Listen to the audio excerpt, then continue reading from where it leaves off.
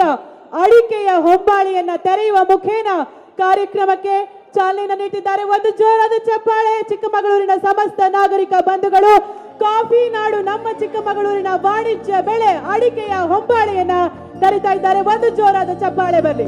ಚಿಕ್ಕಮಗಳೂರು ಜಿಲ್ಲೆಯ ಆರ್ಥಿಕವಾದ ಬೆನ್ನೆಲುಬು ಅಂದ್ರೆ ಅದು ನಮ್ಮ ಕಾಫಿ ಬೆಳೆ ಹಾಗೂ ಅಡಿಕೆ ಬೆಳೆ.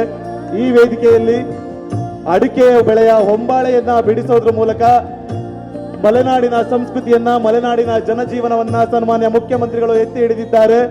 ಜೊತೆಗೆ ಕಾಫಿ ಬೀಜದ ಸುಗ್ಗಿಯನ್ನ ತೋರ್ತಿದ್ದಾರೆ. ಇದು ಕಾಫಿ ನಾಡಿನ ಸಂಸ್ಕೃತಿಯನ್ನ ಎತ್ತಿ ಹಿಡಿಯುತ್ತಾ ಇರುವಂತಹ ಸಂದರ್ಭ, ಕಾಫಿ ನಾಡಿನ ಜನಜೀವನವನ್ನ ಎತ್ತಿ ಹಿಡಿತಾ ಇರುವಂತಹ ಸಂದರ್ಭ. ಒಂದು ಜೋರಾದ ಚಪ್ಪಾಳೆ ಮೂಡಿ ಬರಲಿ ಬಂಧುಗಳೇ. ನಾಲ್ಮೆಯ ಚಿಕ್ಕಮಗಳೂರಿಗರ ಜೀವನಾಧಾರಿತ ಬೆಳೆ ಕಾಫಿಯನ್ನ ಸನ್ಮಾನಿತ ಮುಖ್ಯಮಂತ್ರಿಗಳು ಹಾಗೂ ಉಪಮುಖ್ಯಮಂತ್ರಿಗಳು ತೋರ್ತಾ ಇದ್ದಾರೆ. ಜೋರಾದ ಚಪ್ಪಾಳೆ ಬರಲಿ.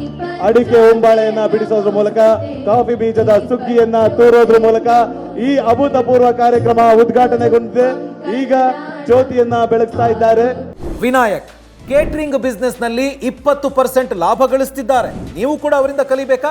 ಅವ್ರ ಜೊತೆ ವಿಡಿಯೋ ಕಾಲ್ ನಲ್ಲಿ ಮಾತಾಡಬೇಕಾ? ಈಗಲೇ ಫ್ರೀಡಮ್ ಆಪ್ ಡೌನ್ಲೋಡ್ ಮಾಡಿ.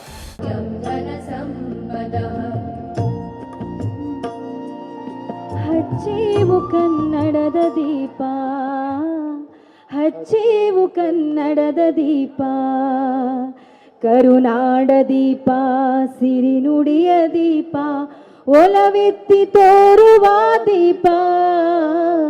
ಹಚ್ಚೇವು ಕನ್ನಡದ ದೀಪ, ಹಚ್ಚೇವು ಕನ್ನಡದ ದೀಪ. ಬಹುದಿನಗಳಿಂದ ಮೈಮರೆವೆಯಿಂದ ಕೂಡಿರುವ ಕೊಳೆಯ ಕೊಚ್ಚೇವು. ಎಲ್ಲೆಲ್ಲೂ ಕನ್ನಡದ ಕಂಪ ಸೂಸಲು ಅಲ್ಲಲ್ಲಿ ಕರಣ ಚಾಚೇವು.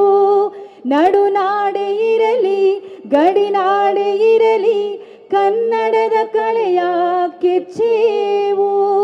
ಮರತೇವು ಮರವ ತೆರೆದೇವು ಮನವ, ಎರೆದೇವು ಒಲವ ಹಿರಿನೆನಪ. ನರ ನರವನೆಲ್ಲ ಹುರಿಗೊಳಿಸಿ ಹೊಸೆದು ಹಚ್ಚೇವು ಕನ್ನಡದ ದೀಪ, ಹಚ್ಚೇವು ಕನ್ನಡದ ದೀಪ, ಹಚ್ಚೇವು ಕನ್ನಡದ ದೀಪ.